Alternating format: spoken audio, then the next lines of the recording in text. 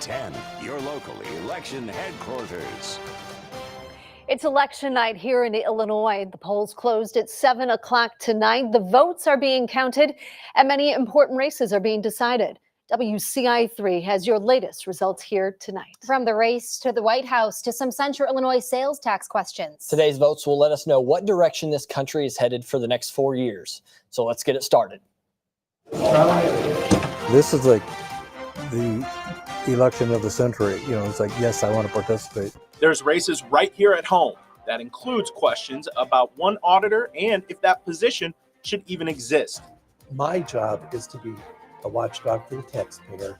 I think there are ethical issues that I am personally concerned about. Then how about your safety? The question is, do you want to pay for it?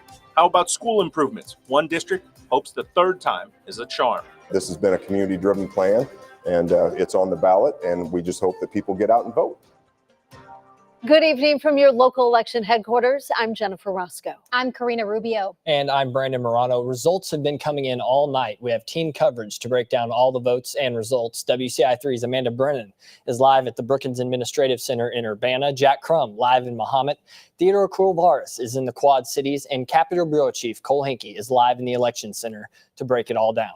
We start tonight at the top of the ballot and the race for the White House. Vice President Kamala Harris versus former President Donald Trump in what some are calling one of the biggest elections in our history. And here are the totals nationally, 45% counted.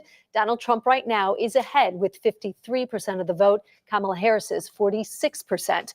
Here's a closer look at how Illinois is voting. We've got 83% of precincts in, and Harris is ahead if you're just looking at this state, with 54% of the vote to Donald Trump's 45%. To the U.S. House in the race for the 17th congressional district, and that includes most of the northwestern portion of the state, down into Peoria and into Bloomington-Normal. Now, incumbent Democrat Eric Sorensen facing Republican Joe McGraw, a retired judge. And this is being called one of the most competitive races in the country. 65% of precincts in. Sorensen right now trying to win a second term. He leads this, 53% of the vote. Joining us live from Moline, WCIA 3's Theodora Kulvaris. She is with the Sorensen Watch Party. Theodora, what is their impression so far?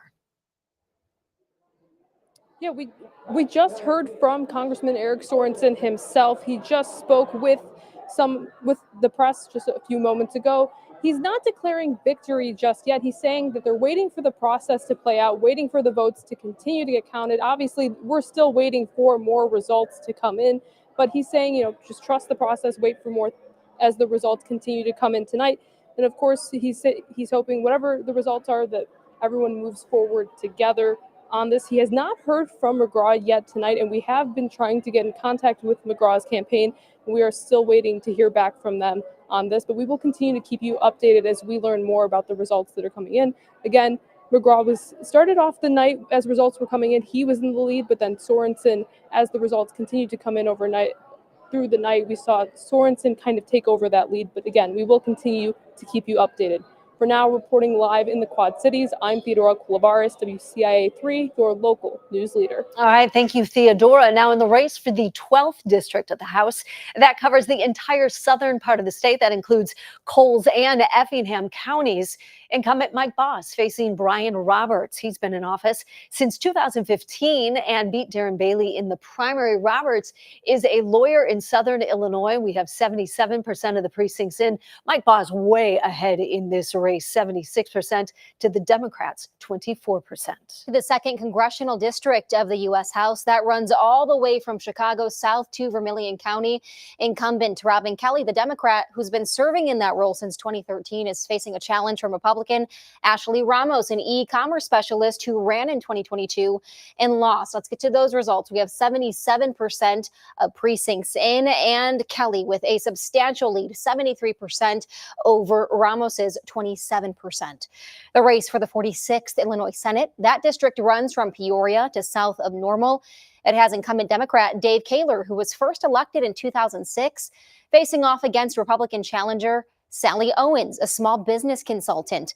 Lower vote totals here, 27% of precincts in, but Kaler with a lead right now, 58% of the vote. Owens has 42%. As the returns come in, what are we seeing? I'm here in the Election Center with Capitol Bureau Chief Cole Hinkey. Cole, your thoughts? Well, obviously, Theodora just gave us a good rundown of that 17th congressional district. That is going to be a big one to see how that finishes out. A lot of ground there still left to cover, but those votes could come in various parts of a very, very big district here. We're going to be waiting to see exactly how that last chunk of votes comes out to play that race out. The real interesting one here, though, is the 13th congressional district, and I'll tell you why. Right now, AP currently has a different vote total and an incorrect vote total for specifically St. Clair County in their races. St. Clair County reported all of their precincts and showed Nikki Budzinski winning in that district, 29,500 votes to Joshua Lloyd's 17,399 votes. Currently, the Associated Press shows Lloyd with over 89,000 votes in that district. So if you're seeing some pretty wide margins in that number, that is actually what is called a transmission error.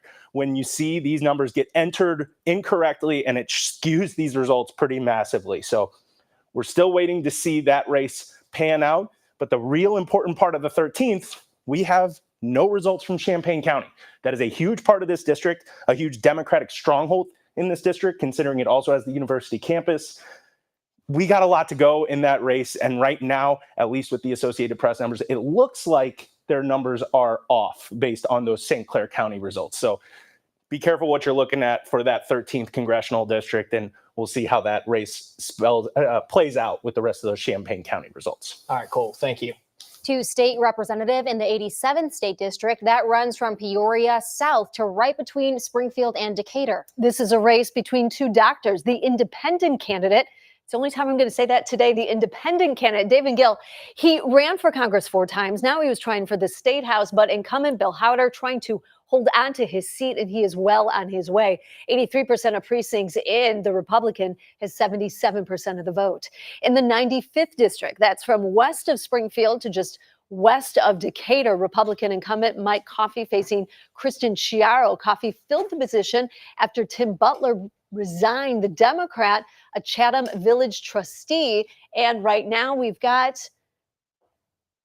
I got to get closer, 99%. Hey, old eyes, right? 99% of the vote. So almost all of the precincts in. Mike Coffey looks like he is going to win this race. And in the 96th district of the state house, a similar district just south of the 95th, Democrat Sue Scheer, who's been there since 2013, taking on Lisa Smith. Smith, a Decatur nurse practitioner. Now, these two ran against each other 2 years ago. We've got 58% of the precincts in, Scheer ahead 62% to the Republicans' 38%. Let's move to the 105th district that runs from Interstate 80 to the north, all the way south to Normal. Republican incumbent Dennis Tipsor Jr., the Woodford County Chief Deputy, taking on Democrat Morgan Phillips, a 25-year-old mural artist who's also worked as a campaign manager in the past. We have 48% of precincts in right now, and Tipsor with a big lead here, 70% of the vote for him. Phillips has 30%. To Champaign County, we found out early this morning that there were network issues preventing people from voting. That lasted an hour and a half before voters were able to cast a ballot. The county tried to extend voting 2 hours in court this afternoon, but that petition was withdrawn. But as has been the case in Champaign County, votes are late being counted in the race for auditor. George Danos taking on Alan Anderson. Danos is the incumbent and a CPA. Anderson is a computer programmer. Both want to keep the auditor's position, which is another vote tonight. All right, it has been quite a day for voters in Champaign County. People were still in line as of the last hour. WCIA 3's Amanda Brennan is live at the Brookins Administrative Center in Urbana. Amanda, you have been there, the Champaign County Courthouse. Give us the latest as they're trying to get votes counted. Jennifer, things are quiet here at Brookings. Voters have gone through the line. Now it's 0 people. Election judges are inside starting to tear things down and take those ballots to the next step so they can get counted so we can eventually start seeing those results. Now, just as a reminder, Clerk Aaron Ammons has been reiterating this to me all day. We will not start seeing results until the last polling place closes. So here's the latest update. I've been refreshing my phone. Still no results out of Champaign County. Now, the chief deputy over in his office told me about an hour ago that there were 2 voting locations in Champaign County with more than 100 people in line. So far, we've been able to get word from the Champaign Public Library that there are no people in line there anymore. So that's one polling place checked off. We are still waiting for the ARC, that's the gym over at the U of I campus. Now, I've reached back out for further updates. I haven't heard back. So those numbers of people in line are going down. Ammon says the results cannot be released until the last location closes. Should be any minute now. But again, it has been a hectic day for Champaign County voters after we've mentioned a 2-hour shutdown this morning, wild weather, and then the decision, to not extend voting hours. Ultimately, Ammons and Julia Reitz, the state's attorney, decided to withdraw their injunction in court and keep voting hours the same. If they had been extended, they explained that those voters would have switched to provisional ballots, and Champaign County Clerk Aaron Ammons says those just create a lot more logistical challenges. So that's the update here in Urbana. I'm Amanda Brennan reporting live. We'll send it back to you. All right, Amanda, thank you so much. You know where we do have numbers? We have them out of Macon County, and we have a final. Tiffany Hall and Michael Burkham squared off for corner, but the Republican paramedic beat the Democratic nurse 60% to 40%. To Sangamon County, the race for recorder there, Democrat Joshua Langfelder was looking to hang on to that job that he'd been doing since 2008, but we have a race called here as well. All the vote totals in, and Republican challenger Frank Lesko is taking that with 50% of the vote. He was campaigning to get rid of that position and merge it with the county clerk's office. As for the state's attorney in Sangamon County, Republican incumbent John Milheiser and Kimberly Talkin are running. The Democratic challenger is a lawyer at a Springfield-based law firm. We have another race over here, and the Republican wins in this one, 61% of Milheiser, and Talkin gets 39% of the vote there. Another one here in Sangamon County, it's the race for circuit clerk. Republican Joe Rush wants to stay in that role. The county board appointed him last year. It looks like he will be staying there. 62% of the vote for him. The Democratic challenger loses in this, Joanna Barrage, with 38% of the vote. In Shelby County, the race for circuit clerk, Carrie Ann Kingston and Peter Otis are running. Kingston, the incumbent, was the deputy clerk from 1997 to 2020 before taking over as circuit clerk. Otis says he will improve services without increasing costs. Let's get to these results here. 100% of precincts reporting, and this one is called for Peter Otis with 58% of the vote to Kingston's 42%. Coming up is the third time going to be a charm. Mohammed Seymour voters are once again being asked to help fund a school referendum. Plus, several fire districts may face some difficult decisions if tonight's vote doesn't go their way, what they're asking voters for. Stay with us.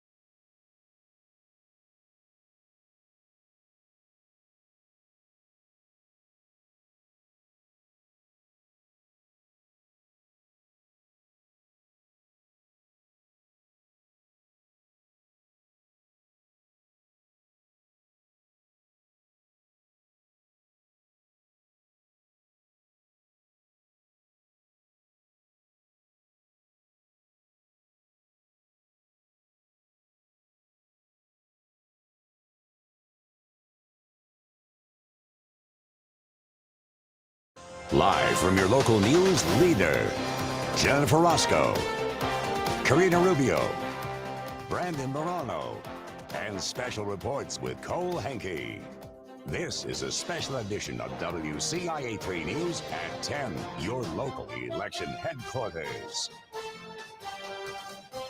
Welcome back to election night coverage. The Mahomet Seymour School District asking voters once again for a tax increase for school funding. It's a $112 million question that would pay for 2 new buildings, demolition of the junior high, and other upgrades. And as we have mentioned, results slow coming in from Champaign County, really non-existent. They are waiting for every voter to get through. So we are hoping to get numbers soon. Standing by live in Mahomet is WCIA 3's Jack Crum. And Jack, I know for the supporters of this tax question, it has to be very hard to not know which way we're going at this point in the night.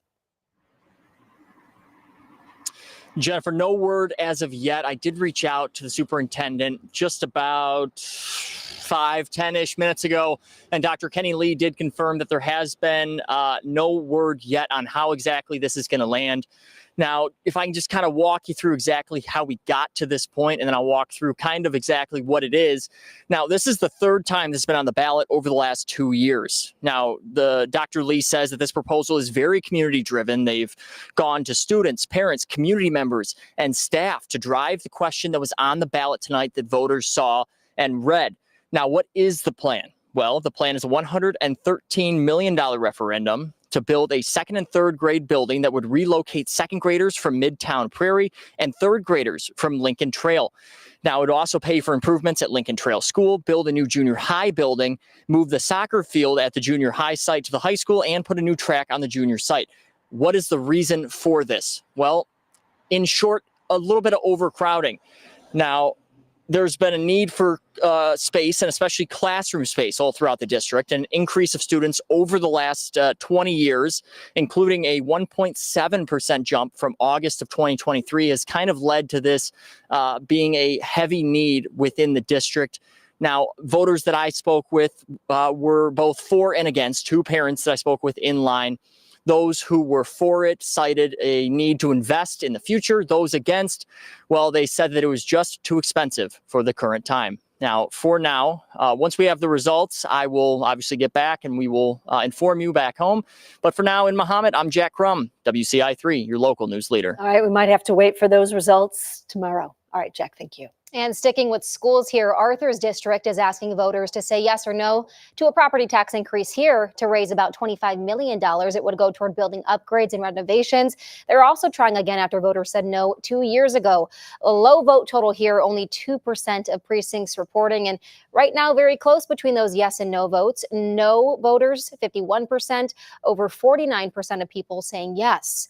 And to the Prairie Central District, a $45 million referendum for building repairs and a new school in February. But it doesn't mean more money out of voters' pockets. This one would not include a rate hike. We have 74% of the precincts in, and the majority, 53%, are saying no to that. 47% said yes, so a closer one there. In Verdon, the vote was to help fund the fire protection district, and the numbers are coming in. This is 100% of precincts reporting. This one's called for the yes votes. It's 70% to just 30% for no. In Westville, they will be renovating their fire station. This tax question passes, and it will raise $2.5 million. The yes votes overwhelmingly winning this one, 84% to 16%. And in the Concord Fire District, that's up near Watsika, another final, this also passes. They are going to have ambulance service. It's a tax hike, but they're willing to do it, 53% to 47%.